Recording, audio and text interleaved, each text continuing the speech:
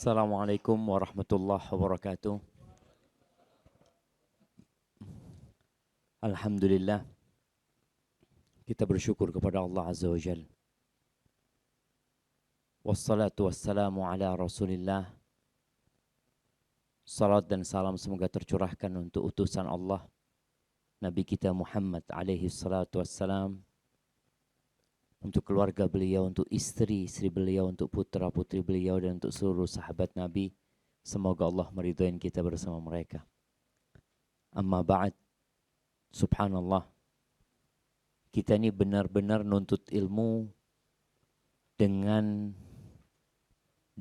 nyaman, Ustaz.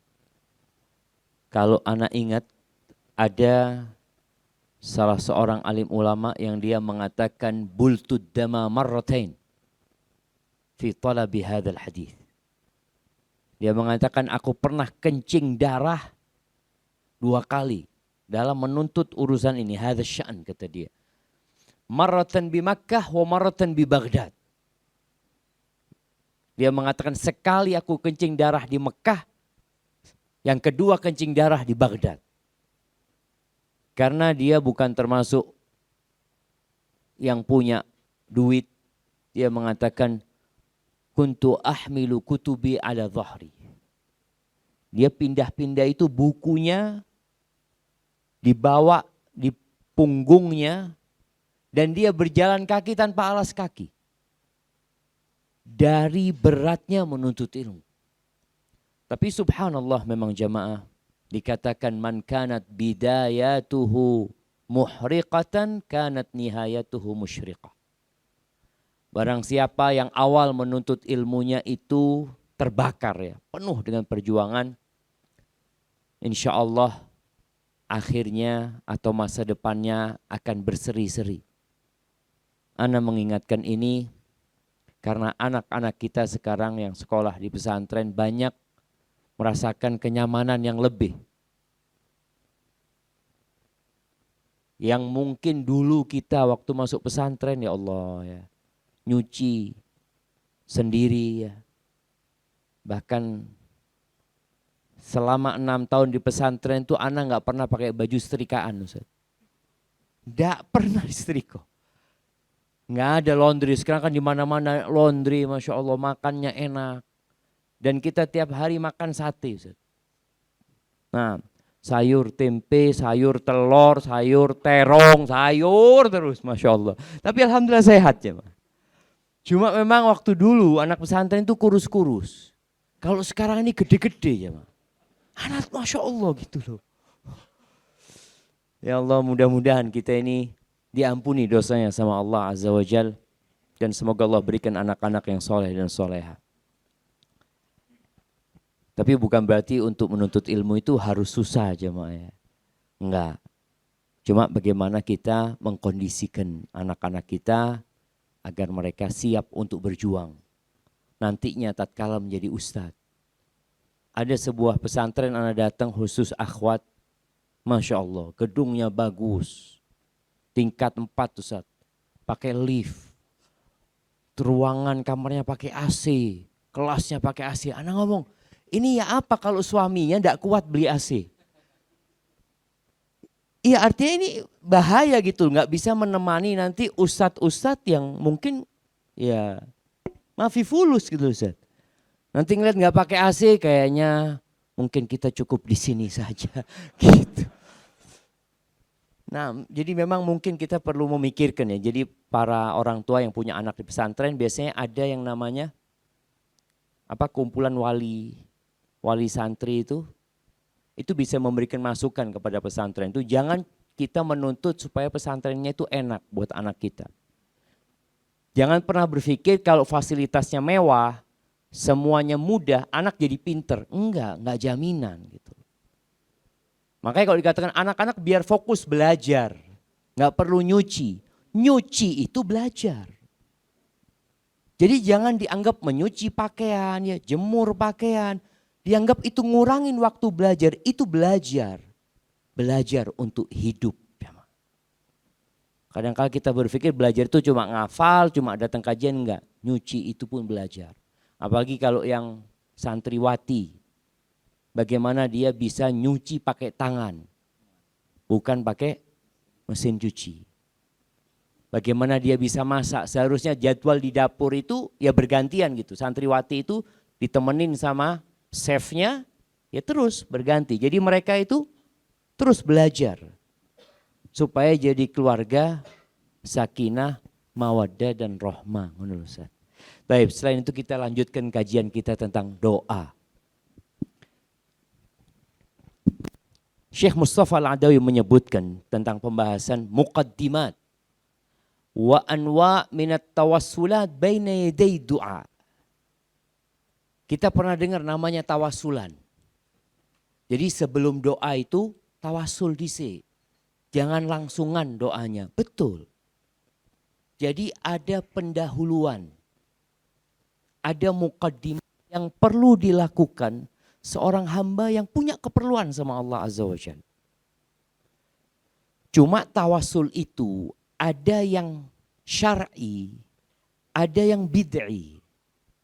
Ada tawassul yang dicontohkan oleh Nabi SAW, ada tawassul yang tidak dicontohkan nama Nabi SAW.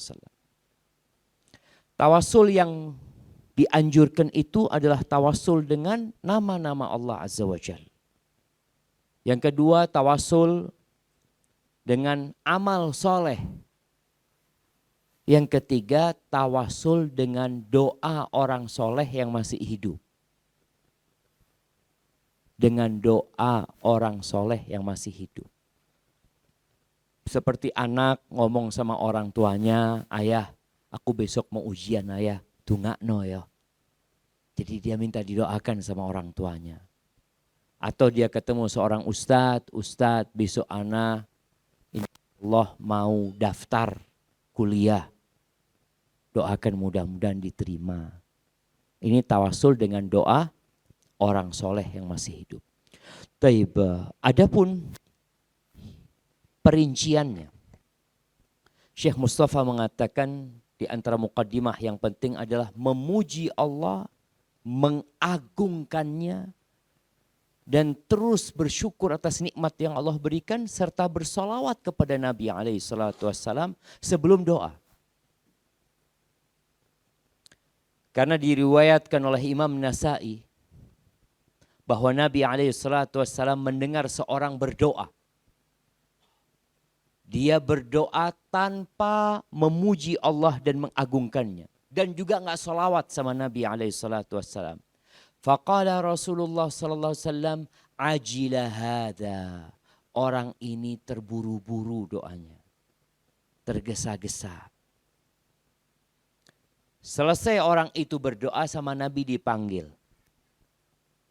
Nabi berkata kepada dia atau kepada orang lain, Nabi mengatakan idza shalla ahadukum. Apabila seorang di antara kalian berdoa, salat ini maksudnya doa. Falyabda bitamjidi rabbih. Hendaklah dia memulai doanya dengan mengagungkan Tuhannya Azza wa Jal. Wathana alaih. Memuja dan memujinya. Thumma yusalli ala Nabi SAW. Kemudian salawat buat Nabi alaihi salatu wassalam. Thumma yad'u ba'du bima syaha. Setelah itu monggo berdoa mau minta apa saja itu. Jadi kita perlu membuka pintunya dulu. Pintunya doa itu ya kayak orang izin dulu lah. Assalamualaikum kalau mau masuk. Setelah dibukakan monggo masuk dan minta apa saja. Dan kalau kita melihat sholat kita ketika kita membaca Al-Fatihah. Kita mulai dengan apa?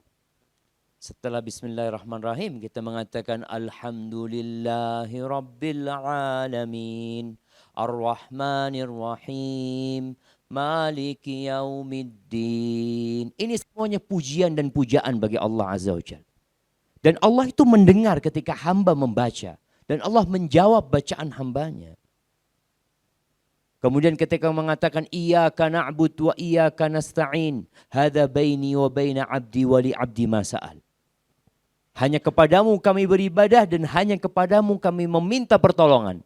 ini setengah-setengah nih antara aku dengan hambaku. Bagi hambaku apa yang dia pinta. Setelah Allah mengatakan itu, kita mengatakan ihdinas siratal mustaqim. Baru di sini permohonannya. Ya Allah, tunjukkan kepada kami jalan yang lurus. Maka kalau kita baca, tolong dihayati. Kita ini benar-benar sedang berkomunikasi sama Allah Azza wa Jalla. Bermunajat sama Allah Jalla Jalaluh. Baik. Kemudian kalau kita lihat nih di antara muqaddimah ketika Nabi hendak sholat malam. Kita tahu sholat yang paling utama setelah sholat wajib itu sholat malam. Disebutkan oleh Abdullah bin Abbas radhiyallahu anhuma, kana Nabi sallallahu alaihi wasallam idza qama minal laili yatahajjad.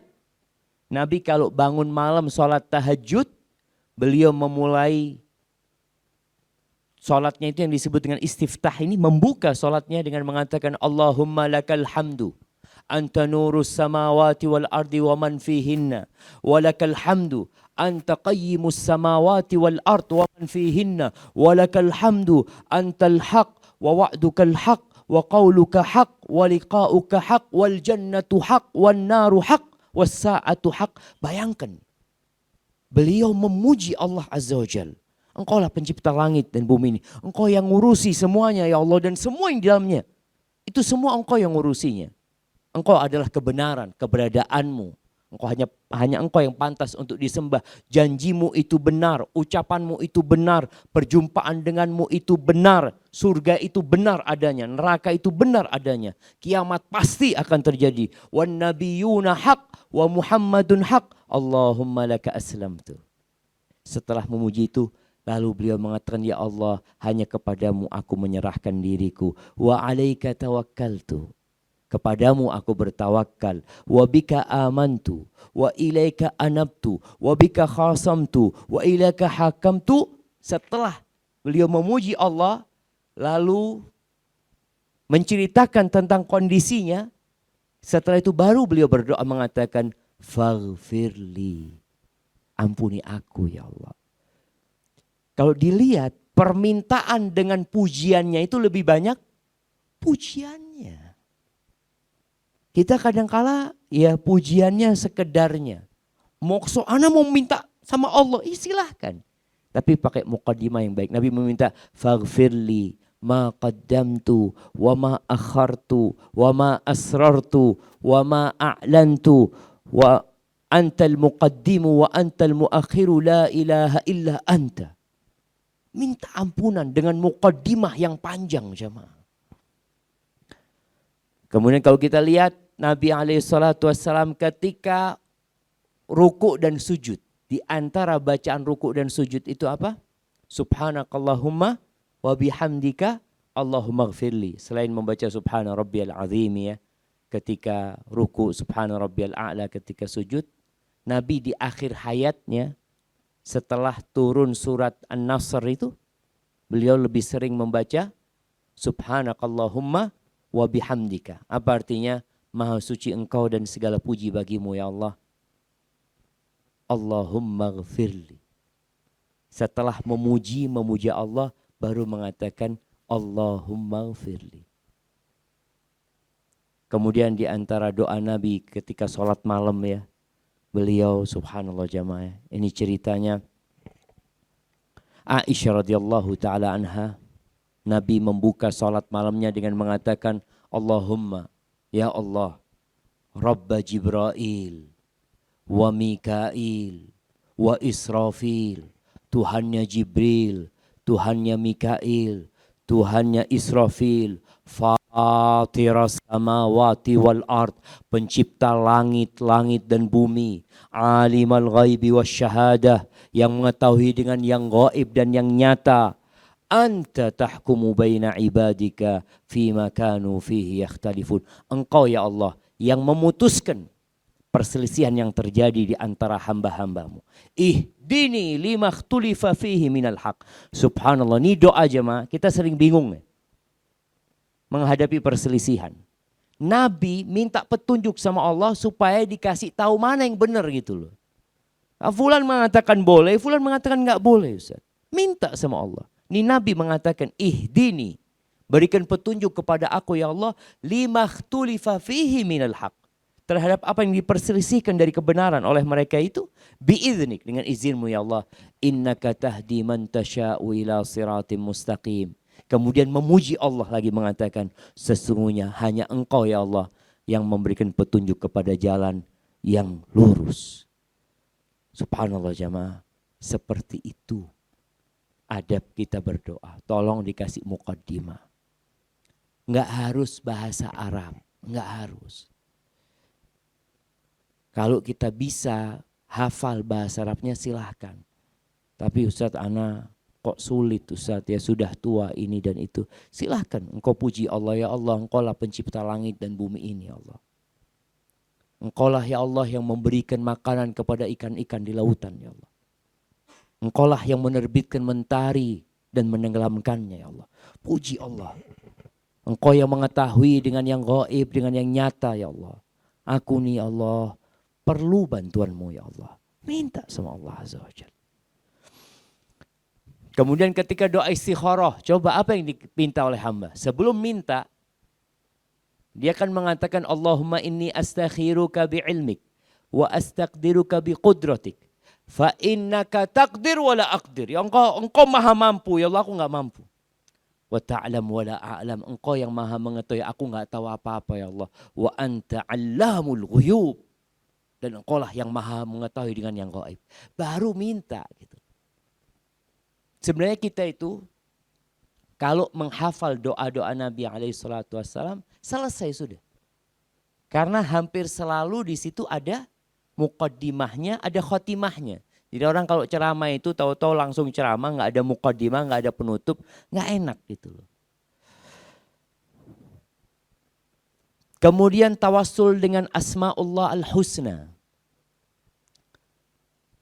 Kita ini sejak ngaji kadang-kala nggak menghafal asma'ullah al-husna. Memang kalau kita lihat asma'ullah al-husna yang ada di apanya Quran itu? Ya, di balik cover itu, di situ disebutkan 99 nama. Memang hadis yang menyebutkan tentang 99 nama secara detail itu enggak sahih. Tapi sabda Nabi SAW, inna lillahi tis'atan wa tis'ina asman mi'ah illa wahida man ahsaha dakhalal jannah. Sahih hadis itu. Sesungguhnya Allah memiliki 99 nama. Barang siapa yang menghitungnya dengan cara dia menghafal, memahami, mengamalkan dan berdoa dengannya, tingkatannya berbeda-beda, dia akan masuk surga Allah Azza wa Jalla. Hanya untuk detailnya yang 99 ini yang mana, ini terjadi perselisihan di antara para ulama. Tapi paling tidak yang di dalam lembaran Al-Quran itu ya banyak yang sahih di sana. Dan ada beberapa yang diperselisihkan. Maka kita perlu menghafal. Karena Allah Azza wa Jalla mengatakan di surat Al-A'raf ayat 180, kata Allah, walillahil asma'ul husna fad'uhu biha. Allah itu memiliki nama-nama yang baik, nama-nama yang indah. Fad'uhu biha. Berdoalah dengan nama itu, panggillah Allah dengan nama-nama itu. Dan kalau kita nama Allah itu lebih daripada 99 nama sebenarnya. Di sini berdasarkan hadis yang Rasul SAW mengajarkan kepada para sahabatnya. Di antara potongan hadis itu, as'aluka bikulli ismin huwa laka. Ini doa pelipur lara ya. As'aluka bikulli ismin huwa lak. Ya Allah, aku memohon kepadamu dengan semua nama yang itu milikmu, sammaita bihi nafsak, yang engkau namakan dirimu dengan nama itu. Au anzaltahu fi kitabik, atau nama itu ada dalam kitab-kitab yang kau turunkan.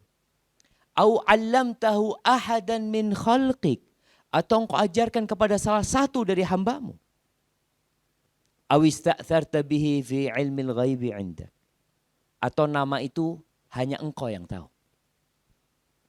Allah tidak memberitahu hambanya. Minta apa? Antaj'alal Qur'ana rabi'a qalbi wa nura sadri. Jadikan Quran ini ya penyejuk buat hatiku ya Allah. Jadi cahaya buat hatiku, buat dadaku ini jadi penyejuk dan cahaya buat hatiku.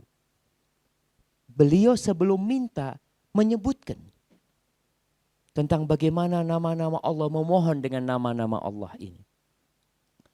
Kemudian kalau kita lihat nih, bagaimana Nabi Musa alaihissalam berdoa. Di surat Al-A'raf ayat 155. Beliau berdoa mengatakan, faghfir lana warhamna wa anta khairul ghafirin. Ampuni kami, kasihi kami, dan engkau adalah sebaik-baiknya yang mengampuni. Jadi menggunakan nama Allah bisa jadi di awal, bisa jadi di akhir.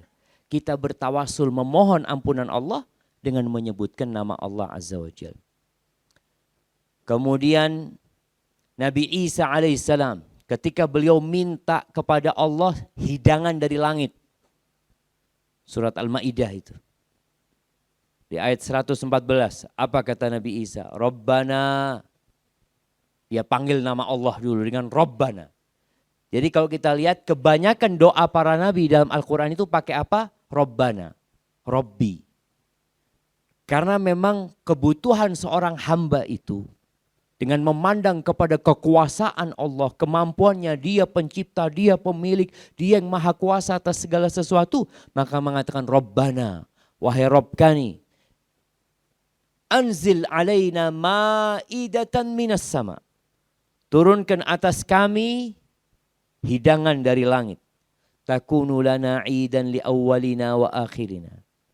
Menjadi id buat orang yang di awal dan yang akhir dari kami. Jadi hari lebaran nih turunnya maidah dari langit itu. Wa ayatan minka. Dan jadi tanda atas keesaan Allah Azza wa Jal. Menjadi mukjizat buat Nabi Isa alaihissalam yang orang-orang melihat hal itu. Kemudian beliau mengatakan warzuqna wa anta khairur raziqin. Berikan rizki kepada kami Allah. Engkau adalah sebaik-baiknya yang memberi rizki. Dan masih banyak ya contoh-contoh dalam Al-Quranul Karim seperti yang sering kita baca, yang kita hafal semua insyaAllah. Yang di surat Ali Imran ayat 8. Rabbana la tuzigh qulubana ba'da idh hadaitana wa hab lana min ladunka rahmah innaka antal wahhab. Dimulai dengan memanggil Allah, Rabbana, wahai Rabb kami, jangan palingkan hati kami setelah engkau memberikan hidayah kepada kami. Kemudian berikan dari sisimu rahmat buat kami ya Allah, sesungguhnya antal wahhab. Kita sebut Allah itu al-wahhab, yang maha memberi hibah, yang maha memberi karunia. Kemudian doa kalau orang sakit, yang diriwayatkan oleh Imam Bukhari. Nabi membaca doa adhibil bas, Rabban nas, hilangkan penyakit wahai Tuhannya manusia. Ishfi, sembuhkan. Wa anta syafi, engkaulah yang menyembuhkan ya Allah. Engkaulah maha penyembuh. La shifaa illa shifauka, tidak ada kesembuhan kecuali kesembuhanmu ya Allah. Shifaan la yughadiru saqaman, kesembuhan yang tidak meninggalkan penyakit lagi. Kemudian doa yang insya Allah kita semua hafal. Ya muqallibal qulub, wahai yang membolak-balikkan hati. Thabbit qulubana ala dini, tetapkan hati kami di atas agamamu. Baik, jamaah rahimakumullah. Ada banyak contoh ya tentang tawasul dengan asma'ullah al-husna. Sebelum orang itu memohon kepada Allah Azza wa Jal, Di mana nih contohnya? Syekh Mustafa memberi contoh yang mungkin bisa kita praktekkan dalam kehidupan kita. Contoh yang beliau katakan, ya ghafiraz dzam, wahai yang mengampuni dosa. Ya qabilat taub, wahai yang menerima taubat. Ya aziz, wahai yang maha perkasa. Ya ghaffar, wahai yang maha pengampun. Ya halim, ya ghafur, wahai yang maha santun, yang maha mengampuni. Ya ghafur, ya rahim, ya ghafur, ya tawwab. Qulta wa qaulukal haq. Ya Allah, engkau berfirman ya Allah, dan firmanmu adalah benar. Qul ya ibadiyalladzina asrafu ala anfusihim la taqnatu min rahmatillah innallaha yaghfirudz dzunuba jami'an innahu huwal ghafur rahim. Artinya kita membaca firman ini ketika berdoa. Kita menyebutkan Allah itu seperti apa. Dengan harapan Allah ngampuni dosa kita. Kemudian qulta fi kitabikal karim, engkau berfirman dalam Qur'anmu ya Allah, wa inni la ghaffar, sesungguhnya aku maha pengampun liman taba, bagi orang yang bertobat, wa amana wa amila salihan tsumma ihtada, bagi orang yang bertobat, beriman, beramal soleh, kemudian dia berjalan di atas petunjuk ini. Alimna min kitabikal karim, kami tahu dari apa yang disebutkan dalam kitabmu, bahwa engkau menerima taubat dari hamba-hambamu. Wa ta'fu anis sayyiat, engkau mengampuni kesalahan-kesalahan, ampuni dosaku ya Allah. Jadi sebut nama Allah, sebut kebesaran Allah Azza wa Jalla. Sebagian orang mengatakan, Ustaz, anak ini dosanya akeh Ustaz. Banyak, anak punya masa lalu yang kelam. Berdoa minta sama Allah. Sebagian orang, ya anak sudah istighfar Ustaz. Anak sudah setiap hari anak 100 kali istighfar. Tapi sesekali antum baca. Puji Allah. Sebutkan nama-nama Allah. Setelah itu baru kita memohon kepada Allah Azza wa Jalla. Contoh yang minta rizki. Kalau minta rizki umpamanya baca seperti yang dibaca oleh Nabi Isa, warzuqna wa anta khairur raziqin, umpamanya beri rizki kepada kami ya Allah, engkau sebaik-baiknya yang memberikan rizki. Atau kita katakan ya Rabbi, wahai Rabbku, sesungguhnya semua perbendaharaan segala sesuatu ada di tanganmu ya Allah. Kama qulta fi kitabik, sebagaimana engkau sebutkan dalam Qur'anmu. Wa in min syai'in illa indana khazainu. Segala sesuatu itu perbendaharannya ada di tangan Allah Azza wa Jal. Ya Rabbi, wahai Rabbku, antal ghani. Engkau yang maha kaya ya Allah. Wa antar razzaq, engkau yang maha memberikan rezeki. Wa anta dzul quwwatil matin. Engkau yang maha kuat, yang maha perkasa. Laka ma fis samawati wa ma fil ard. Bagimu yang di langit dan yang di bumi ya Allah. Ya Rabbi anta tabsutur rizqa liman tasya' wa taqdir. Wahai Rabbku, engkau yang meluaskan rizki bagi siapa yang engkau kehendaki. Dan engkau menyempitkan rizki bagi siapa yang engkau kehendaki. Ya Rabbi, yadaka mal'a. Wahai Rabbku, kedua tanganmu penuh. Sahaul lail wan nahar, engkau berbagi siang malam. Anta Rabbun karim wa anta wasi'un alim. Engkau adalah Tuhan yang maha mulia, engkau yang maha luas, yang maha mengetahui. Aku minta rezeki sama engkau ya Allah. Utangku tak lunas-lunas ya Allah. Iya jemaah. Minta sama Allah. Jadi banyak orang ketika berdoa sama Allah, lalu dia mengatakan, Ustaz kok suwi Ustaz ya.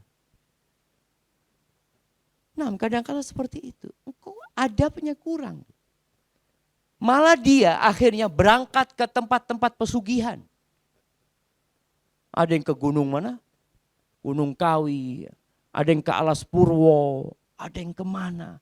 Mereka berangkat ke sana. Bayangin mereka melakukan perjalanan jemaah. Meninggalkan rumahnya. Meninggalkan keluarganya. Capek, lelah. Tapi minta bukan kepada Allah Azza wa Jalla. Makanya kita perlu ajarin. Engkau butuh sama Allah. Sini ajarin. Kalau cuma kita sekedar mengatakan, udah engkau berdoa minta sama Allah. Dia kan kadang-kala aku wis jaluk. Diajarin nih. Engkau minta, engkau sebut kebesaran Allah Azza wa Jalla. Masya Allah, Anda masih ingat ya. Anda izin minum dulu Ustaz. Tidak apa-apa Ustaz.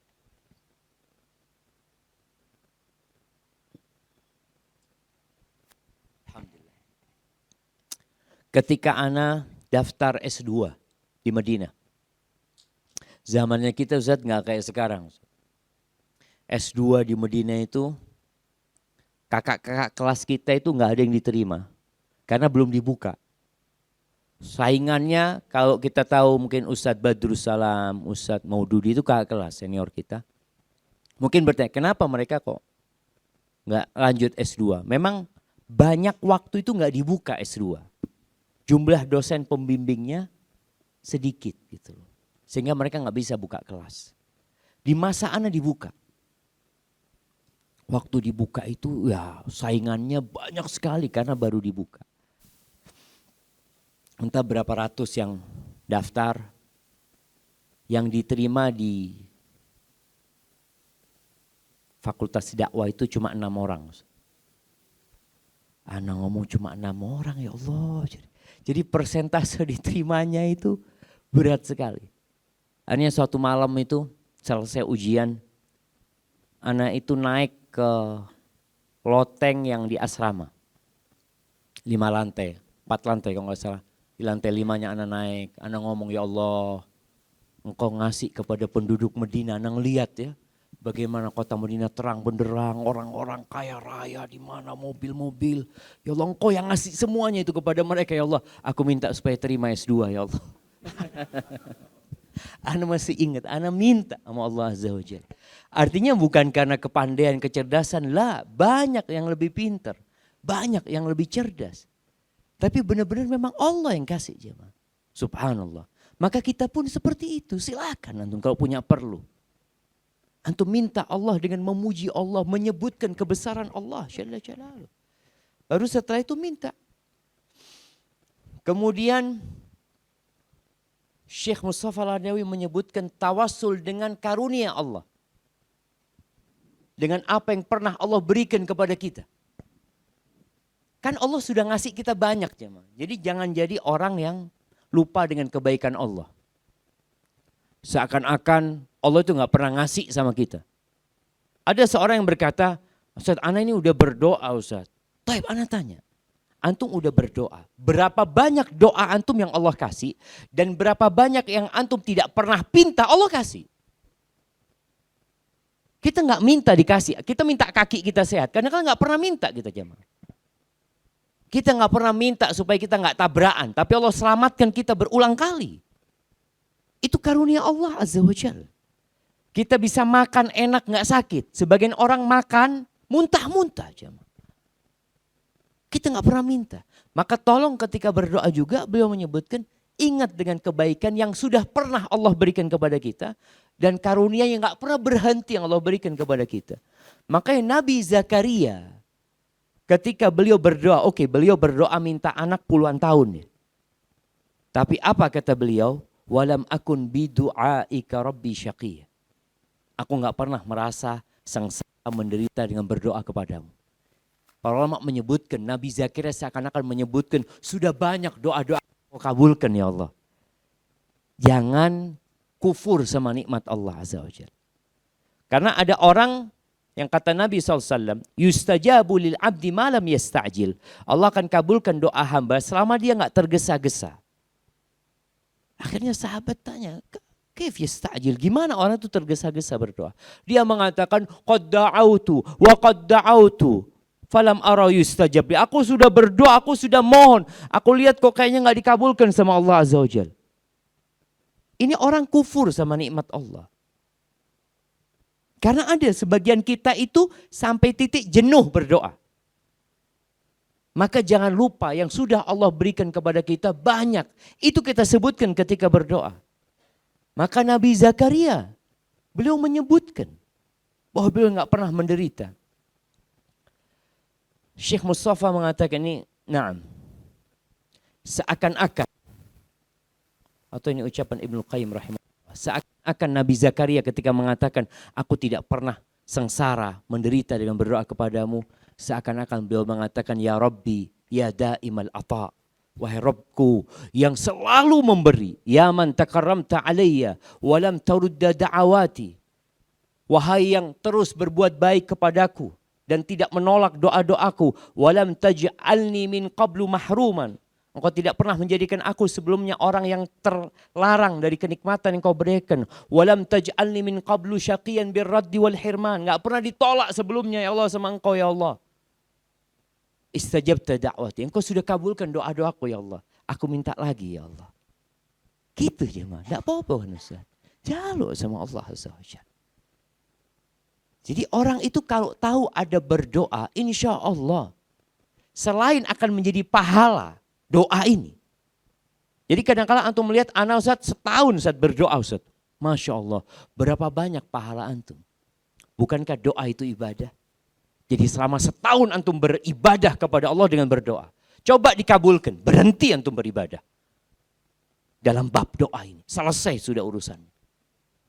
Berapa banyak di antara kita yang dahulu sering sholat malam, berhenti sholat malamnya. Kenapa? Wis lunas utangnya Ustaz. Alhamdulillah.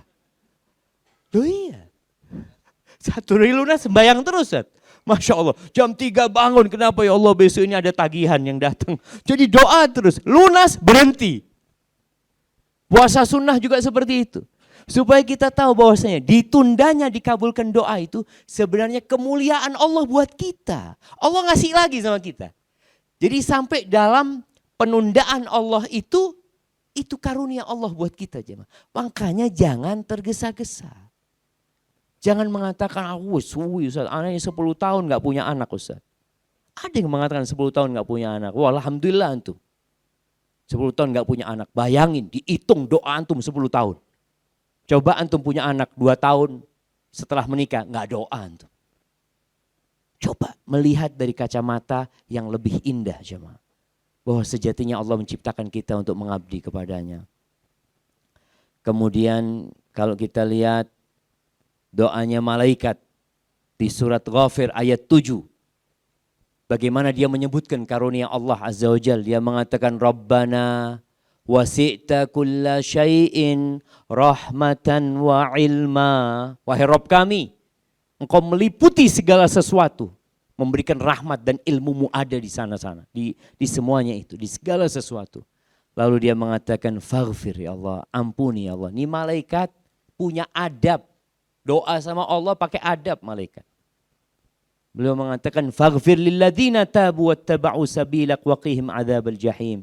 Ya Allah ampuni ya Allah orang-orang yang taubat ini, orang-orang yang mengikuti jalanmu dan selamatkan mereka dari azab jahim. Nabi Yusuf alaihissalam di surat Yusuf ayat 101. Bagaimana ketika beliau minta sama Allah, Allahu Akbar. Ini hafalkan doanya Nabi Yusuf yang terakhir nanti jamaah. Di surat Yusuf ayat 101. Bagaimana beliau mengatakan Rabbi. Perjalanan Nabi Yusuf itu sampai doa ini panjang. Dibuang sama keluarganya. Dijual. Dijadikan budak. Dibebaskan oleh majikannya. Banyak cerita penderitaan Nabi Yusuf alaihissalam. Tapi pada akhirnya Allah berikan kedudukan yang tinggi buat Nabi Yusuf alaihissalam. Beliau mengatakan Rabbi qad ataitani minal mulk. Ini menyebut karunia Allah. Wahai Rabbku, Engkau telah memberikan kepada aku kerajaan. Wa 'allamtani min ta'wilil ahadits. Engkau juga mengajarkan kepada aku takwil mimpi. Ini kadang-kala kita kalau sudah sukses jamaah, nggak ingat sama Allah. Oh iya saya ini memang berjuang dari dulu Ustaz. Ruwet urusannya. Iya, sekarang udah Allah kasih gitu loh. Maka sebut karunia yang Allah berikan. Bahkan para ulama menyebutkan, kalau Nabi Yusuf ini berada di rumahnya, jadi apa Nabi Yusuf? Jadi anak yang dimanja aja. Makanya dipisahkan dari orang tua itu juga karunia Allah. Agar beliau menjadi seorang lelaki yang gagah perkasa, yang siap untuk menghadapi segala rintangan. Jadi perlu perjuangan. Jadi sampai dalam musibah itu pun ada karunia Allah Azza wa Jalla. Maka Nabi Yusuf mengatakan Rabbi. Yang beliau ingat adalah nikmat Allah berikan kepadanya. Kerajaan, Allah ajarkannya takwil mimpi. Fatiras samawati wal ard. Engkau pencipta langit dan bumi ya Allah. Anta wali fid dunya wal akhirah. Engkau pelindungku ya Allah di dunia dan di akhirat. Apa yang beliau minta jemaah? Tawaffani musliman. Ada satu nikmat agung yang perlu beliau minta sama Allah. Matikan aku dalam kondisi Islam ya Allah. Matikan aku dalam kondisi Islam. Karena ada orang yang mati gak muslim. Ini Nabi minta husnul khatimah. Gimana dengan kita? Tawaffani musliman wa alhiqni bis salihin. Dan kumpulkan aku dengan orang-orang soleh ya Allah. Subhanallah jemaah. Kemudian Nabi Ibrahim. Buyutnya Nabi Yusuf. Nabi Yusuf ini, ya siapa yang hafal nasabnya Nabi Yusuf?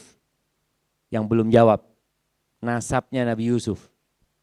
Kalau enggak nasabe dewe. 4 tapi. 4 nama di atas dia. Atau 3 nama di atas dia. 6. Nabi Yusuf. Ya.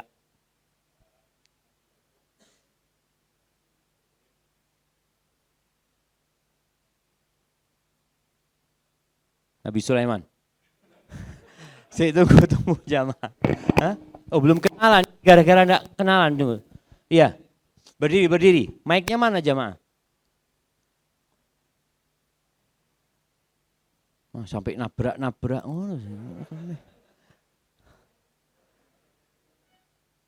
Nah, ya itu mic-nya.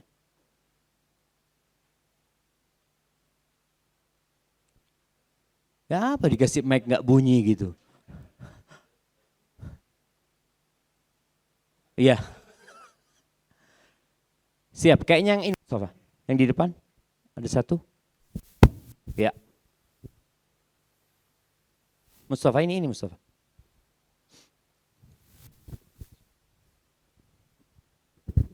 Assalamualaikum warahmatullahi wabarakatuh. Waalaikumsalam warahmatullahi wabarakatuh. Saya Didin dari Surabaya, Ustaz. Oh, Masya Allah. Siapa namanya? Didin, Ustaz. Didin? Iya. Saifuddin apa Didin? Iya, Saifuddin, betul. Oh iya, kok Didin jadi Saifuddin? Panggilannya, Ustaz.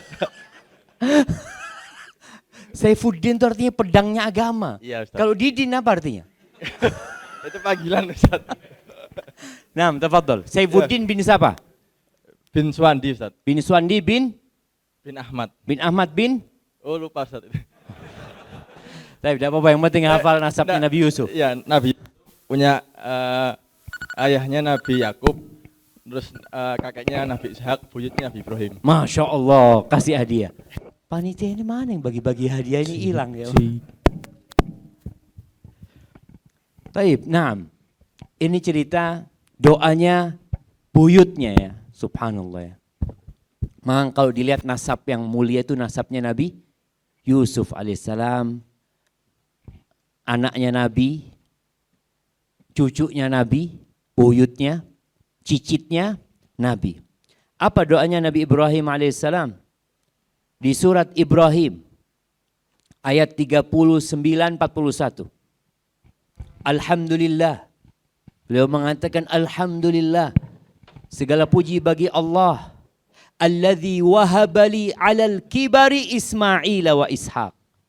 Yang telah memberikan kepada aku di masa sepuhku Ismail dan Ishak. Inna rabbi la sami'ud du'a. Sesungguhnya Tuhanku benar-benar mengabulkan doa. Ini pujian ini belum minta Nabi Ibrahim. Masih mengingat nikmat yang Allah berikan. Makanya jangan lupa sama karunia Allah Azza wa Jalla. Rabbi. Setelah itu baru beliau minta. Rabbi j'alni muqimas salati wa min dzurriyyati. Ya Allah, jadikan aku orang yang mendirikan salat dan dari anak keturunanku. Rabbana, dipanggil lagi Allah Azza wa Jalla. Rabbi, Rabbana wa taqabbal du'ai. Aku minta engkau kabulkan doaku ya Allah. Jadi benar-benar orang yang minta itu menunjukkan aku butuh ya Allah. Aku perlu dengan bantuanmu ya Allah. Ini yang kadang-kala kita lupa. Doanya itu aras-arasan Ustaz. Jadi kalau doa Rabbana atina fid dunya hasanah. Awakmu kapan mulai? Wa fil akhirati hasanah. Subhanallah. Jadi tolong serius kalau berdoa. Rabbana wa taqabbal du'a, Rabbana ighfirli. Ya Allah, panggil lagi Allah Azza wa Jalla. Jadi terus benar-benar mengatakan, aku ini hambamu ya Allah, engkau adalah Tuhanku. Engkau yang bisa memberi kepada aku. Kalau engkau gak ngasih, siapa yang mau ngasih ya Allah? Gak ada ya Allah. Jadi tunjukkan bahwa kita benar-benar perlu ama bantuan Allah Azza wa Jalla. Rabbana ighfirli wa liwalidayya wa lil mu'minina yawma yaqumul hisab. Subhanallah jamaah. Terus mengakui dosa yang dilakukan. Ini penting. Jadi di antara kalau tadi menyebutkan karunia Allah, juga kita bagaimana mengakui dosa yang pernah kita lakukan. Sebelum berdoa kita mengakui. Seperti doanya Nabi Musa alaihissalam di surat Al-Qasas ayat 16. Atau doanya Nabi Adam yang kita hafal kemarin. Rabbana dzalamna anfusana. Kita ngaku ya Allah, kami mendolimi diri kami sendiri ya Allah. Wa illam taghfir lana wa tarhamna. Lalu mengatakan kalau engkau tidak mengampuni kami, tidak mengasihi kami akan jadi orang-orang yang merugi ya Allah. Jadi di situ tidak mengatakan ampuni kami. Tapi menyebutkan kalau engkau tidak mengampuni kami ya Allah, habis kami sudah. Nah, doanya Nabi Musa di surat Al-Qasas ayat 16, beliau mengatakan Rabbi, inni dhalamtu nafsi. Wahai Rabbku, sesungguhnya aku mendolimi diriku sendiri. Faghfirli, ampuni aku ya Allah. Minta sama Allah. Kemudian juga doa Sayyidul Istighfar. Apa doa Sayyidul Istighfar yang kita baca tiap pagi dan petang? Ya, yang hafal doa Sayyidul Istighfar. Nah, ini yang angkat tangan duluan. Kasih mic-nya. Panitia ini dari tadi di belakang tok ruwet di gono. Sitok lungguh kene ngono. Nah, yo apa Pak Ilham ndek buri kabeh Pak Ilham. Ono wong papat, wong pitu iku. Bismillah, Assalamualaikum warahmatullahi wabarakatuh. Waalaikumsalam warahmatullahi Ana wabarakatuh. Dani namanya Ustaz, dari Sepanjang. Sepanjang. Ada kota Sepanjang, Ustaz, apa baru? Sidoarjo. Oh. Kecamatan. Kecamatannya Taman. Sudah memisahkan diri jadi kota Sepanjang mungkin. Naam, tafadhal. Bismillah. Allahumma anta rabbi, la ilaha illa anta khalaqtani, wa ana abduka, wa ana ala ahdika wa wa'dika mastata'tu. A'udzubika min syarri ma sana'tu. Abu ulaka bidambi faghfirli fa Abu ulaka Abu ulaka binikmatika alayya alaika faghfirli fa alayya alayya wa abu'u wa abu ulaka bidambi wa abu'u bidambi. Dambi faghfirli fa inna la yaghfiru dzunuba illa anta. Masya Allah. Monggo artinya. Allahumma anta rabbi. Ya Allah, engkau adalah Tuhanku. La ilaha illa anta, tiada Tuhan selain engkau. Khalaqtani Khalaqtani yang menciptakan aku. Abu ulaka binikmat wa ana wa abduka ana abduka dan aku adalah hambamu. Ana abduka wa ana ala wa ana ahdika ala ahdika. Aku di atas wa wa'dika mastata'tu. wa'dika mastata'tu. Aku di atas petunjukmu. Insyaallah wis kena wis. Kasih hadiahnya sudah. Masya Allah. Barakallahu fikum. Ya, kita lihat tuh doa Sayyidul Istighfar. Benar-benar kita mengakui dosa kita. Yang pertama kita memuji Allah. Allahumma anta rabbi. Engkau Rabbku ya Allah. Ini pelajaran tauhid jemaah. Yang kadang-kala kita berpikir kalau belajar tauhid itu harus pakai kitab tauhid. Enggak. Kita belajar tauhid lewat kitab doa. Kita belajar tauhid lewat tafsir Al-Quranul Karim. Di situ ada tauhid yang benar-benar mengena di hati. Yang dibaca oleh masyarakat sebenarnya. Yang mereka menghafalnya cuma bagaimana menampakkan bahwa engkau itu sedang berserah diri sama Allah. Mengakui keesaan Allah Azza wa Jalla. Mengatakan khalaqtani. Engkau yang menciptakan aku ya Allah. Wa ana abduk. Aku hambamu ya Allah. Aku hambamu. Kalau yang di doa pelipur lara, gimana doanya Ustaz? Allahumma anta rabbi wa ana abduka ibnu abdika ibnu amatik. Ya Allah, aku hambamu ya Allah. Bapakku juga hambamu ya Allah. Emakku juga hambamu. Ini belum menunjukkan semua garis keturunanku ini budak semuanya ya Allah. Ini yang perlu kita tunjukkan ketika kita berdoa. Mengakui dosa-dosa, mengakui nikmat yang Allah berikan, mengakui dosa yang kita lakukan. Setelah itu baru kita memohon kepada Allah Azza wa Jalla. Taib ahibati fillah. Dan kadangkala doa itu boleh didahului dengan amal soleh. Kita berbuat kebaikan atau kita menyebutkan kepada Allah kebaikan yang sudah kita lakukan. Dengan harapan Allah menerima doa kita. Seperti doa yang di surat Ali Imran ayat 193. Rabbana innana sami'na munadiyan yunadi lil iman. Ya Allah, sesungguhnya kami mendengar penyeru yang menyeru agar kami beriman. An lil imani an aminu bi rabbikum. Dia menyeru kami agar beriman kepada Tuhan kami. Fa'amanna. Lalu kami beriman ya Allah. Kami beriman ya Allah. Rabbana faghfir lana dhunubana. Ya Allah, ampuni dosa-dosa kami ya Allah. Wa kaffir anna sayyiatina.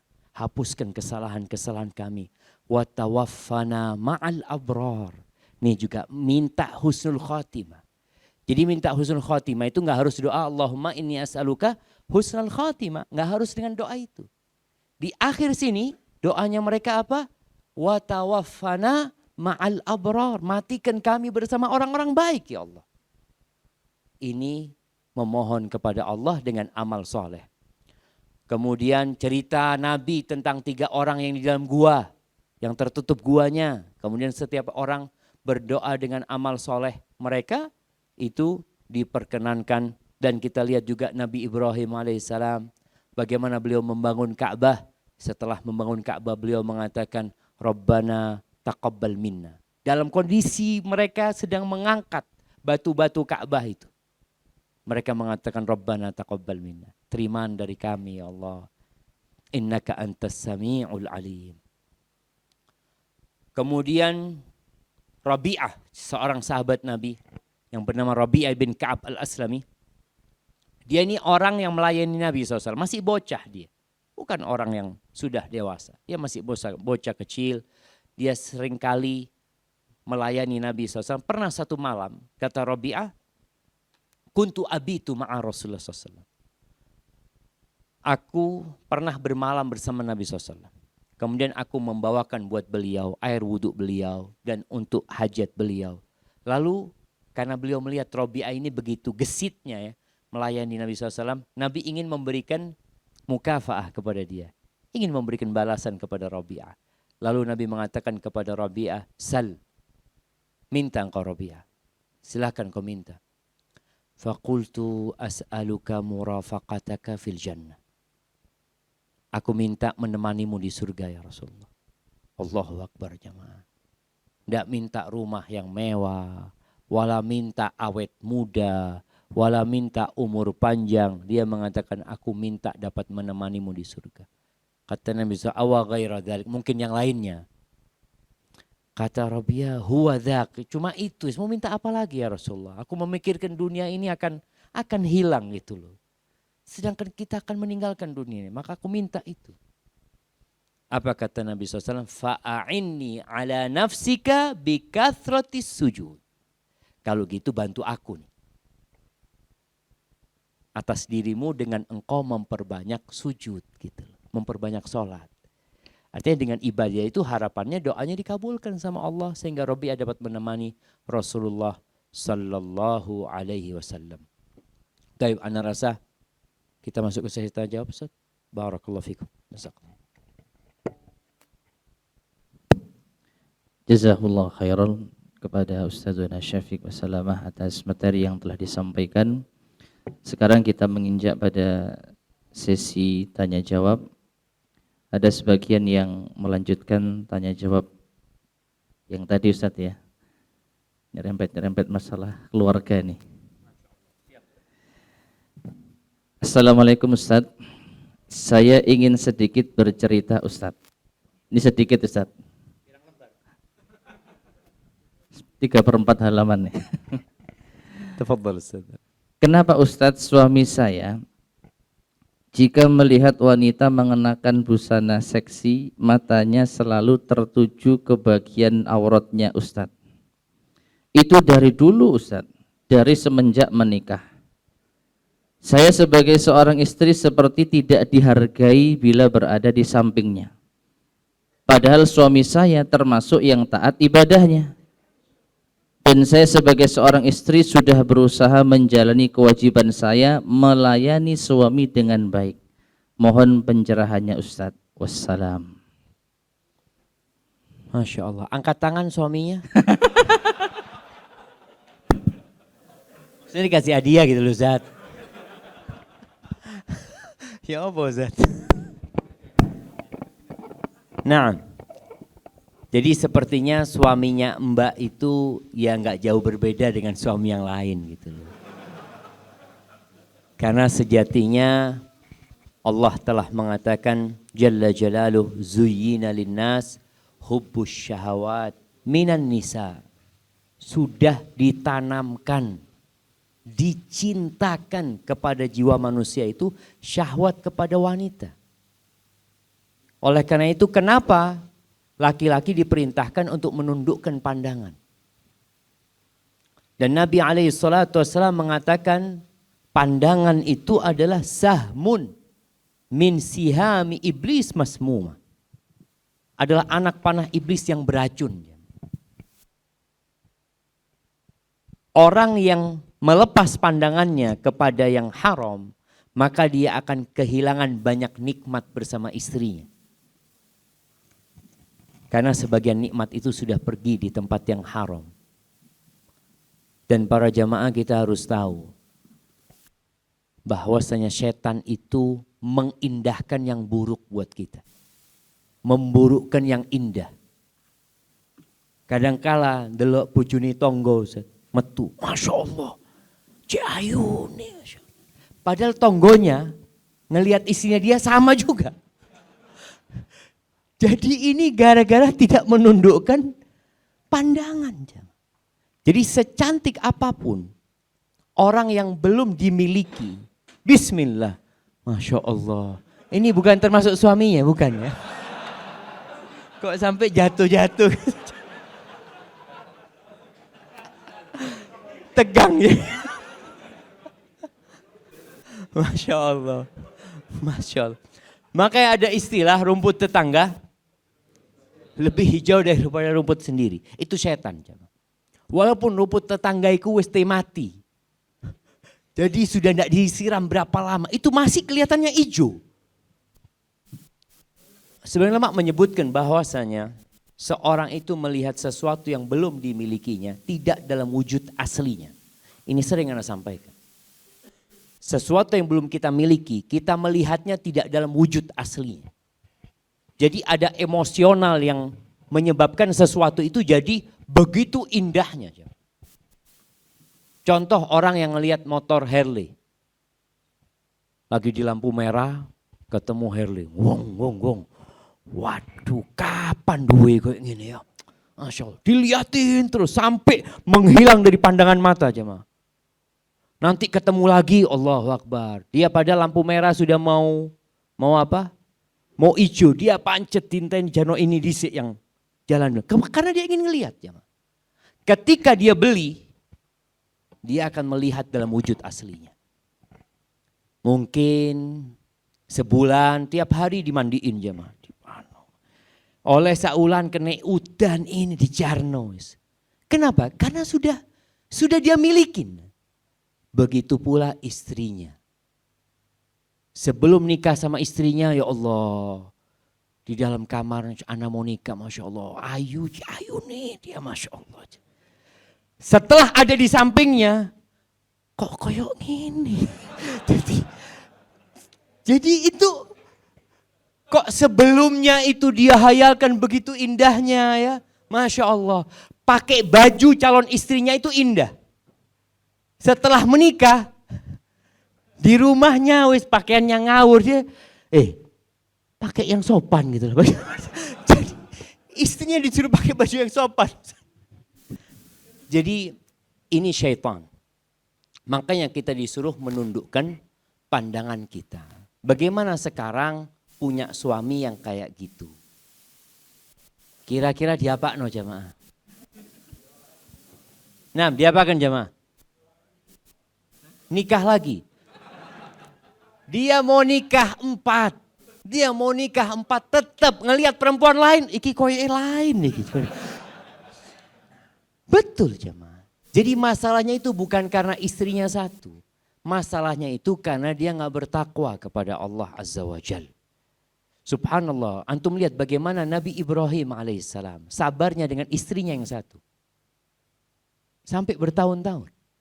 Beliau sabar dengan istri yang satu. Bahkan beliau tidak nikah sampai Sarah yang memberikan budaknya kepada Nabi Ibrahim alaihissalam. Ada seorang ulama yang menyebutkan, kalau ada seorang laki-laki yang di hadapannya ada 1000 wanita Baghdad telanjang. 1000 wanita Baghdad telanjang. Gimana dia melihat 1000 wanita telanjang? Terus ada satu yang pakai hijab. Kira-kira yang dilihat yang mana jemaah? Yang pakai hijab. Iki kira-kira lain apa sama yang itu jemaah? Nggak ada puasnya jemaah. Makanya kita disuruh menundukkan pandangan kita. Dan orang ketika menundukkan pandangannya, tenang hatinya. Wallahi tenang jemaah. Walaupun istrinya cuma satu. Jadi intinya di ketakwaan kepada Allah Azza wa Jalla. Kalau mengatakan enggak, anak butuh lebih dari satu. Ya tafadhol sudah. Kalau mampu dan ingin menikah lagi silahkan gitu. Tapi enggak wani Ustaz. Masa enggak wani. Makanya nanti belajar sama Ustadz Farhan. Kayaknya beliau sudah punya ilmunya Ustaz ya. Ilmunya duwe kan Ustaz. Ustaz ki ilmune akeh jemaah, masyaallah jemaah. Bolak-balik nyinggung kan Ustaz. Bolak-balik nyinggung Ustaz. Wah, masya Allah, barakallahu fikum. Mungkin seperti itu dan mungkin suaminya diajak sholat malam. Kalau dikatakan dia rajin beribadah ya. Diajak sholat malam, diajak mengingat kebesaran Allah Azza wa Jalla. Karena ada orang yang beribadah sudah jadi kebiasaannya. Kebiasaan. Jadi ibadahnya itu sudah tidak berdampak kepada dirinya. Maka bagaimana kita menjadikan ibadah kita itu kebutuhan. Bukan kebiasaan. Tapi kebutuhan kita sehingga kita benar-benar menghayati ibadah kita. Karena kata Allah, inna salata tanha anil fahsya'i wal munkar. Salat itu mencegah dari perbuatan keji dan mungkar. Ini melihat perempuan adalah sebuah kemungkaran gitu loh. Berarti salatnya perlu dibenerin. Barakallahu fikum. Assalamualaikum. Bismillahirrahmanirrahim. Assalamualaikum barakallahu fikum ya Ustadz. Saya mau bertanya, bolehkah kita membaca Asmaul Husna sampai selesai 99 sebelum berdoa? Nah, jemaah, silahkan. Cuma memang ketika seorang hendak berdoa meminta sesuatu, jadi dia sesuaikan dengan yang akan dia pinta.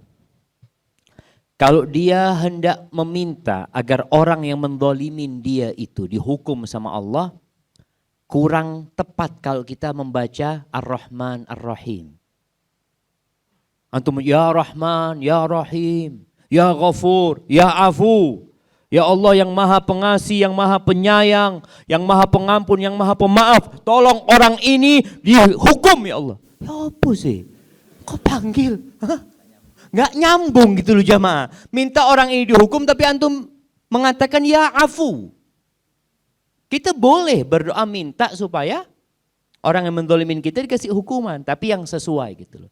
Jadi kalau bicara kita mau baca Asmaul Husna 99. Cuma tadi kita sudah disebutkan bahwasanya yang disebutkan di dalam Al-Quran itu ada beberapa nama yang diperselisihkan. Sehingga kita perlu lebih lebih selektif lagi ya. Dan ada bukunya Syekh Abdul Razak kalau nggak salah, Fiqhul Asma'il Husna, itu ada yang mukhtasar juga bagus untuk mengetahui nama-nama Allah. Sehingga silahkan kita memanggil Allah dengan nama-namanya yang indah, tapi tolong disesuaikan dengan yang diminta gitu loh. Barakallahu fiqna. Assalamualaikum. Afwan Ustaz, doa istikharah dibaca saat sholat istikharah apa setelah sholat?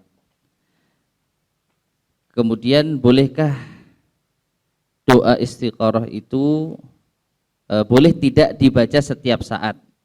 Seandainya belum hafal, boleh tidak membaca artinya saja? Masya Allah. Nah jamaah, jadi kalau membaca hadisnya itu sholat 2 rakaat, thumma yad'u, kemudian baru berdoa. Jadi selesaikan sholatnya, setelah itu berdoa memohon kepada Allah Azza wa Jalla. Dan kapan membaca doa itu? Ya ketika kita ada yang ingin kita istikharahkan, minta sama Allah. Kalau dikatakan boleh dibaca setiap Setiap maksudnya tanpa sholat. Tanpa sholat. Ya kalau kita membaca tanpa sholat, berarti ada yang kurang. Ini termasuk tawasul dengan amal soleh tadi. Sebelum doa, mbok sholat disi. Minta sama Allah. Nabi udah ngajarin. Sehingga ketika antum membacanya tanpa sholat, berarti kurang sempurna. Adabnya kurang gitu loh jamaah. Katanya kepingin dikabulkan. Maka tolong adabnya ini diikutin. Tapi gimana Ustaz kalau itu seorang perempuan yang sedang datang bulan. Dia sedang gak sholat. Sedangkan dia perlu keputusan dari Allah Azza wa Jal. Atau seorang yang nifas, yang cukup lama. Masa mau baca doa itu setelah 40 hari ngono jamaah. Ya silahkan dibaca. Doa itu walaupun gak sholat tapi tadi ada yang kurang. Karena sejatinya itu permohonan kepada Allah Azza wa Jal. Terus kalau nggak hafal bahasa Arabnya, boleh baca artinya. Boleh saja. Yang baca bahasa Arab tolong juga dengan memahami maknanya. Karena Allah itu tidak mengabulkan doa dari hati yang lalai. Kadang-kala orang mengatakan amin, amin. Awakmu ngerti apa sing diamin? Wallahu a'lam, yang penting amin. Ya mudah-mudahan Allah kabulkan doanya seperti itu jamaah. Barakallahu fikum. Assalamualaikum. Assalamualaikum warahmatullahi wabarakatuh. Ustadz, 1. Untuk poligami apakah butuh persetujuan istri? 2. Kalau istri tidak setuju suaminya poligami, bagaimana kedudukan istri yang tidak setuju poligami di hadapan Allah karena tidak setuju syariat poligami? Masya Allah. Kita sing lanang lah Ustaz. Ini suaminya ini Iya, Ustaz. suaminya yang tanya. Nah, kita suaminya tahu yang ketulisan Masya nih. Allah, Allahu Akbar. Ya, yang tanya kasih hadiah Ustaz. Coba, siapa yang tanya? Gak wani. Nah, silahkan jamaah. Loh, bukan. Siapa? Masya Allah. Jadi ahibati fillah. Ini yang tanya sudah punya ilmunya. Tapi tidak punya keberanian. Ngono ceritanya Ustaz. Ustadz sing ngokon nyenengno sing bojone harus terima. Masya Allah. Gini jamaah. Perempuan itu yang menolak hukum poligami tentunya dosa. Tapi dia nggak suka suaminya poligami nggak apa-apa. Faham? Dia ngomong, nggak apa-apa Ustaz, ana menerima poligami Ustaz. Yang penting jangan suami ana Ustaz. Yang lainnya nggak apa-apa poligami. Itu kan nggak nolak hukum dia jamaah. Dia tidak menolak hukum, tapi dia untuk dipoligami berat. Itu wajar perempuan. Oleh karena itu tidak disyaratkan persetujuan. Kalau antum nunggu persetujuan, ngeluh. Sampai tuwek. Iya Zat. Iki wis kawin, iki wis kawin. Lu anak kok durung itu. Antum. Makanya tidak disyaratkan persetujuan. Karena kalau disyaratkan persetujuan, buat istri pun akan jadi sebuah bencana kalau dia nggak setuju dia dosa umpamanya seperti itu jamaah. Tapi suami silahkan poligami. Dan memang begini jamaah. Perempuan itu suaminya bekerja sebulan di Jakarta, sebulan di Surabaya, enggak apa-apa. Seneng dia, enggak ada masalah. Masya Allah pulang bawa fulus jazakallah khair bang. Tapi dengar di sana kawin, rumah tangganya hancur buat dia. Maka di sini ketika para ulama berbincang, bolehkah perempuan itu gugat cerai karena suaminya poligami? Kalau karena poligami saja nggak boleh. Karena apa? Buktinya dia ini sudah nikah. Ada orang yang nikah 2 tahun nggak ketahuan jemaah. Istrinya malah enggak hidupnya alhamdulillah Ustaz. Aman-aman 2 tahun aman sentosa. Yang jadi masalah ketika tahu kan.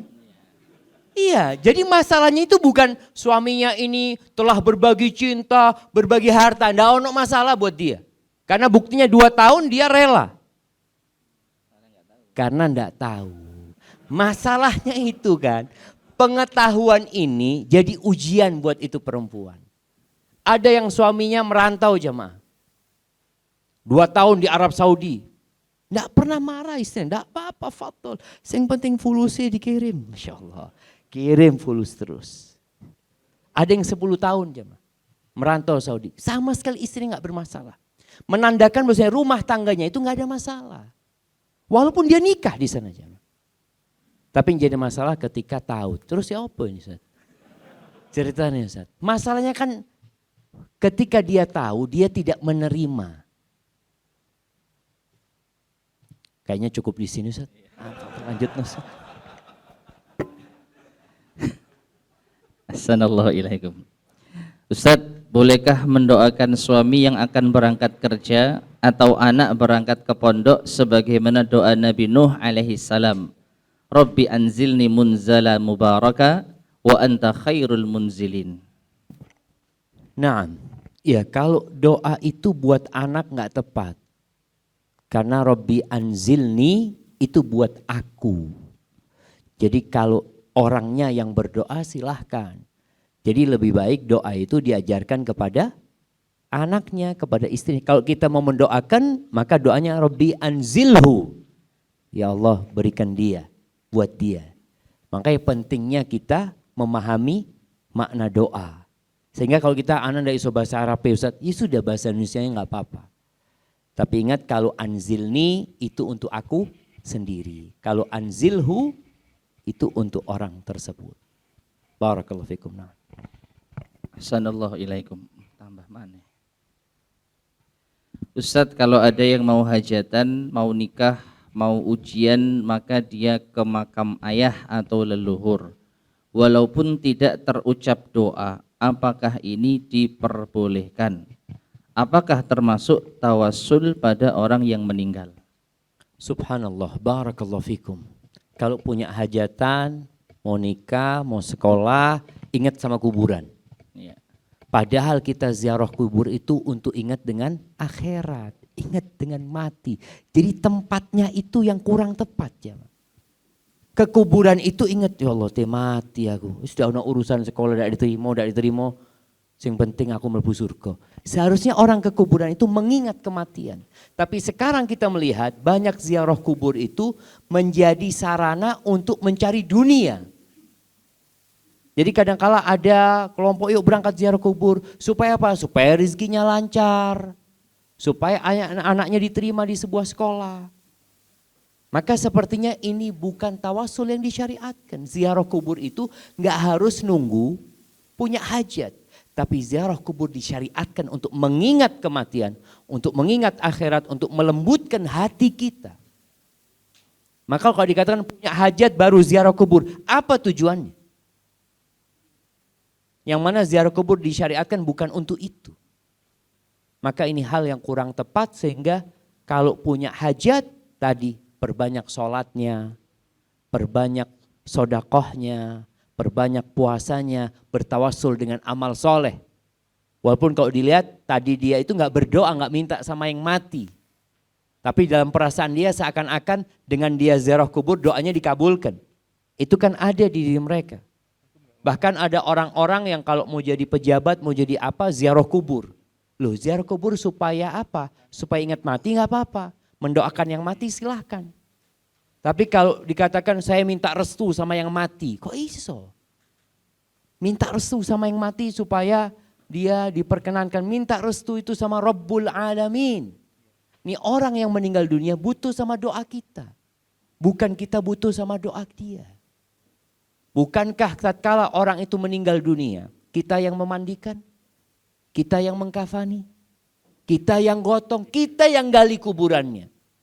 Kemudian kita yang menguburkan, lalu kita yang mendoakannya. Nabi SAW itu kalau selesai menguburkan jenazah, beliau mengatakan kepada para sahabatnya, istaghfiru li akhikum. Mohonkan ampun buat saudara kalian. Mohonkan ampun. Wasalullaha lahu tathbit. Mohonkan keteguhan. Yang hidup disuruh doakan yang mati. Bukan yang mati diminta mendoakan yang hidup. Barakallahu fikum. Assalamualaikum. Bismillah, lebih afdal mana membaca sholawat sesudah berdoa atau sebelum berdoa? Masya Allah, barakallahu fikum. Al-Imam Ibnul Qayyim rahimahullahu ta'ala menyebutkan bahwa yang lebih utama itu memulai dengan sholawat, di tengah-tengah bersolawat, diakhiri dengan sholawat. Artinya doanya penuh dengan sholawat kepada Nabi SAW. Tapi dengan satu sholawat cukup. Ini umpamanya ana cuma di akhir Ustaz, ana cuma di awal, nggak ada masalah. Yang penting kita sudah melaksanakan perintah Nabi SAW. Idza shalla ahadukum falyuthni ala rabbih. Kalau sholat, kalau berdoa hendaklah memuji Allah. Thumma yusalli alayya, kemudian sholawat kepada Nabi SAW, baru berdoa. Jadi intinya di dalam doa kita itu, karena doa ini serangkaian permintaan, tetap harus ada sholawatnya. Yang lebih utama mana? Yang di semuanya ada sholawat buat Nabi SAW. Barakallahu fikum. Assalamualaikum warahmatullahi wabarakatuh. Bismillah, Assalamualaikum warahmatullahi wabarakatuh. Semoga Allah senantiasa menjaga Ustadz dan keluarga, juga seluruh hamba Allah yang beriman dimanapun berada. Amin. Afwan izin bertanya Ustadz. Titipan pertanyaan. Saya seorang janda. Bagaimana hukum haji atau umroh berangkat tanpa mahram? Bapak sudah sepuh usia 80 tahun tidak mau berangkat. Kakak laki-laki belum bisa diajak. Sedangkan anak laki-laki saya karena sudah pernah umroh, belum ingin berhaji. Dan lebih menginginkan uang tersebut untuk biaya kuliah. Mohon pencerahannya Ustadz, apa yang harus saya lakukan? Jazakumullah khairan. Masya Allah. Mungkin menikah Ustaz. Kan Janda. rondo Ustaz. Iya. Iya. Nah, dianjurkan menikah. Dulu itu ada istilah pemahroman ya. Yang tua-tua ini tahu dengan pemahroman. Jadi orang dulu Arab Saudi itu tidak memperbolehkan sama sekali umroh haji tanpa mahram. Enggak boleh. Sampai akhirnya muncul ijtihad sebagian membolehkan tanpa mahram yang di atas umur 45 kalau nggak salah. Iya. Siapa yang punya travel umroh? Kalau nggak salah umur 45 tahun ke atas atau 50 itu diperbolehkan. Kalau dulu terpaksa orang-orang yang berangkat tanpa mahram itu dimahramkan. Jadi sebelum berangkat itu ada apalah surat-surat yang harus diurusi sehingga ini jadi suaminya, ini jadi kakaknya, ini jadi adiknya yang sebenarnya itu bohong ya.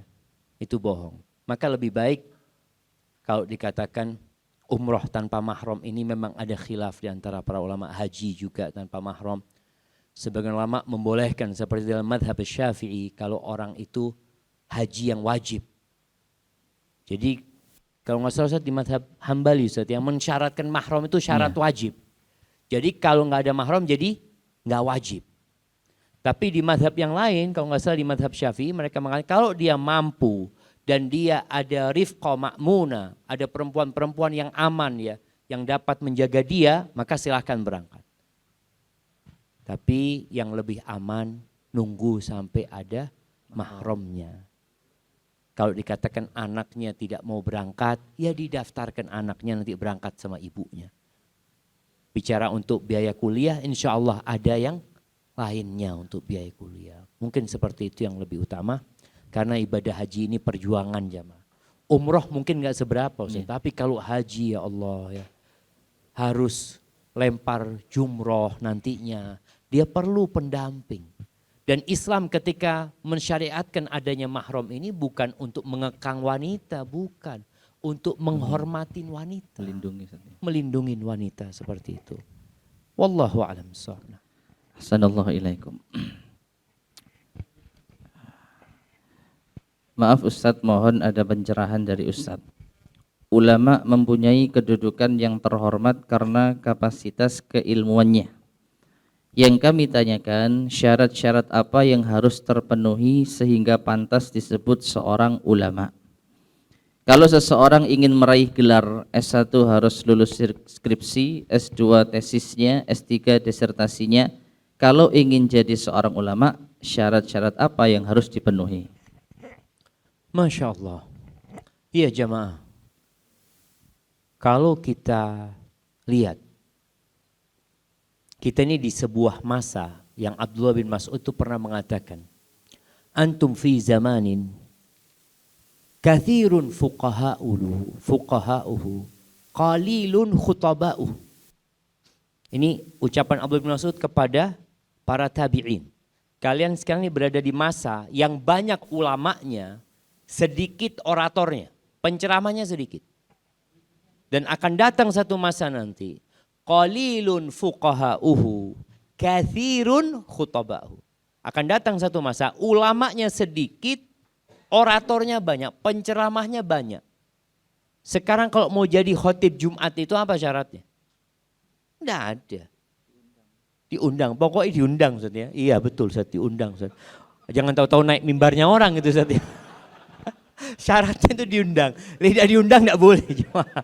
Walaupun pinter, walaupun alim ulama, tapi nggak diundang, nggak bisa naik mimbar gitu loh. Makanya kadang-kadang yang diundang itu adalah dokter ya. Yang diundang itu insinyur atau apa. Mereka berceramah. Dan ini sekarang masanya sudah tiba. Sehingga yang naik mimbar itu bukan orang yang mengerti ilmu. Ibnu Hajar Al-Haythami atau Al-Haythami, dia pernah ditanya apa hukumnya orang naik mimbar tapi dia tidak tahu hadis sahih sama hadis dhaif. Boleh nggak dia naik mimbar? Kata dia, kalau dia mengambil dari kitab rujukan yang muktabar, seperti Sahih Bukhari, Sahih Muslim, dia mengambil hadis dari sana, maka nggak apa-apa dia menyampaikan. Tapi kalau dia asal comot, nggak boleh. Pokoknya ada kitab kumpulan khutbah, oh dia sampaikan. Padahal nggak tahu yang di situ hadisnya dhaif atau sahih, maka ini nggak boleh naik mimbar. Dari sinilah kalau dilihat, dulu untuk menjadi ulama itu ijazah namanya. Kesaksian dan pembolehan yang diberikan oleh ulama juga. Jadi kan orang ini seperti Imam Syafi'i, seperti Imam Malik, dia itu belajar terus sampai ulama-ulama gurunya mengatakan engkau sudah pantas nih untuk ngajar. Jadi ada ijazah dari guru-guru mereka. Ini mungkin dengan cara itu orang bisa disebut ulama. Kalau skripsi ini anak-anak kadang-kala plagiasi, nyontek. Skripsi ini kadang-kala nyuruh orang garap. Iya, jangan skripsi, tesis, disertasi itu nggak bisa dijadikan sebuah sebuah syarat untuk jadi ulama. Sehingga kalau ada orang yang nggak mendapatkan gelar akademik, itu gelar akademik, bukan gelar ulama gitu. Jadi lebih kepada kesaksian dari guru-gurunya yang mengatakan fulan ini kayaknya sudah pantas untuk ngajar. Kalau syarat-syaratnya apa? Yang paling tidak tadi dia mengetahui hadis yang sahih dari hadis yang dhaif ya. Dia juga sudah kalau bicara apakah harus bahasa Arab, sebenarnya penting bahasa Arab ini jemaah, penting sekali.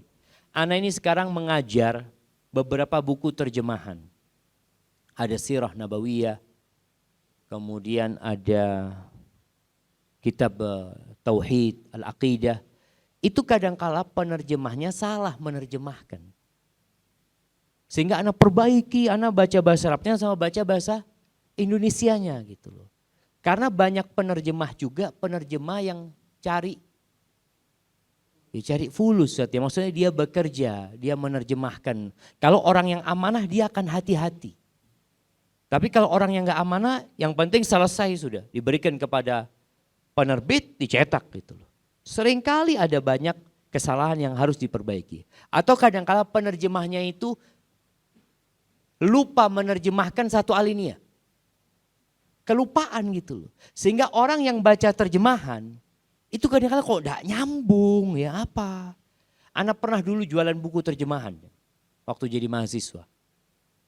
Anak jual, suatu hari anak baca di mana di kamar ya. Kok enggak paham mana ya. Satu lembar itu anak ulangi 3 kali, mungkin anak enggak paham. Akhirnya anak buka bahasa Arabnya. Ternyata memang ada salah terjemah gitu loh. Sehingga kalau orang hanya membaca terjemahan tanpa dia melihat kepada kitab aslinya, yang dikhawatirkan, ditakutkan nanti ya bukunya sing salah. Akhirnya ustadznya menyampaikan mengikutin bukunya gitu loh. Jangan yang bahasa Indonesia, yang bahasa Arab. Para masyayikh itu mereka itu menasehatin para siswa, mengatakan jangan beli buku cetakannya penerbit fulan, jangan. Kenapa? Karena yang disuruh nulis itu anak-anak SMP SMA. Jadi buku itu kan dulu tulis tangan sama para ulama. Supaya murah, dia cari anak-anak SMA, dikasih satu lembar, suruh nulis. Ya dia nggak ngurus, yang penting dapat fulus.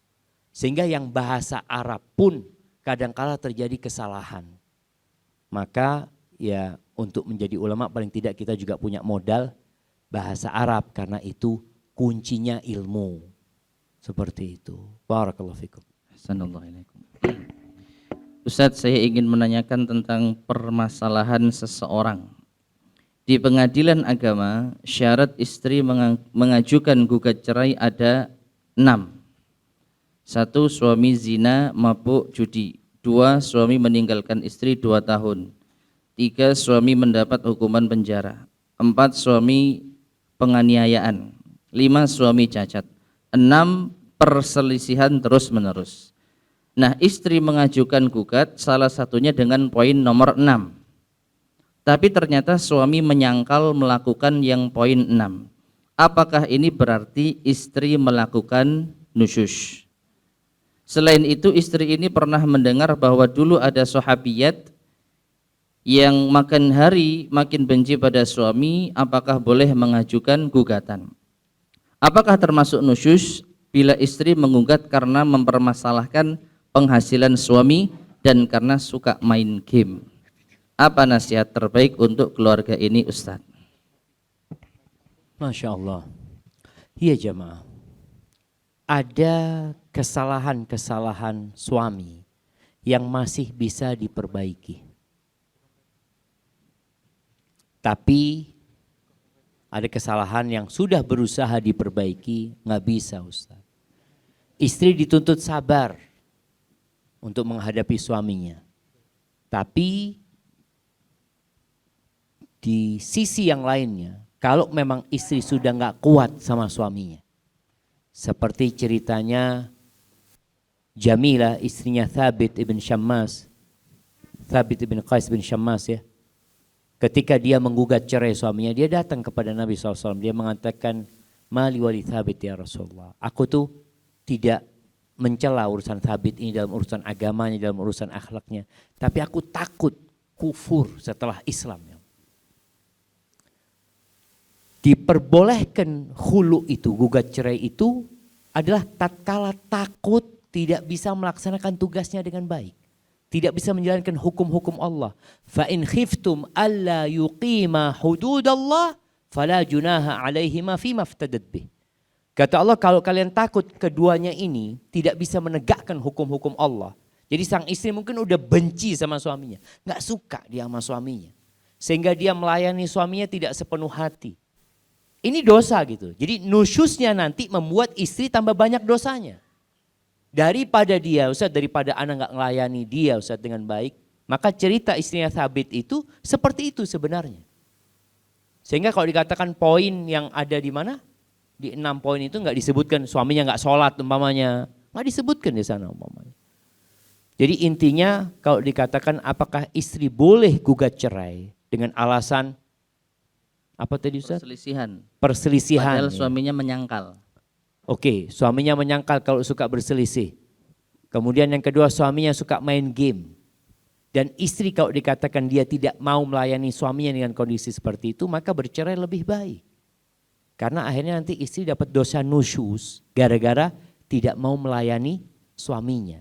Bukan karena suaminya main game, tapi karena istrinya tidak mau melayani suami yang main game. Ngerti apa enggak jemaah? Ya Ustaz, anak kok tambah tidak ngerti. Iya, jadi intinya seperti ini. Apabila istri tidak suka sama suaminya dan dia tidak bisa melayani suaminya seperti dahulu lagi, silahkan gugat cerai. Diperbolehkan dia gugat cerai. Cuma kan kalau di sidang itu ya harus mengikuti prosedur yang ada. Ketika suami menyangkal, kadangkala buat istri nih, semoga gugatan ceraimu ini bisa memperbaiki suami. Nasihat anak balik lagi sudah. Supaya suami tahu kalau anti benar-benar serius. Anti ingin suami yang lebih baik. Kadang kalau bicara main game, game itu ada yang boleh tapi banyak yang tidak boleh. Ada main game sampai melupakan tugas-tugasnya. Ada banyak hal sebenarnya yang mungkin dampak dari main game itu yang merusak rumah tangga. Maka ngerasa kalau sekarang sudah gugat cerai kemudian ditolak gugatannya, balik lagi dengan catatan. Minta kepada suami untuk memperbaiki akhlaknya, memperbaiki perilakunya. Semoga Allah memberkahi rumah tangganya ini. Barakallahu fikum. Assalamualaikum. Terakhir mungkin Ustaz ya. Assalamualaikum Ustaz, mau tanya. Ana mempunyai pinjaman in-house cash keras tanpa riba. Sudah mau pelunasan meninggal dunia. Loh.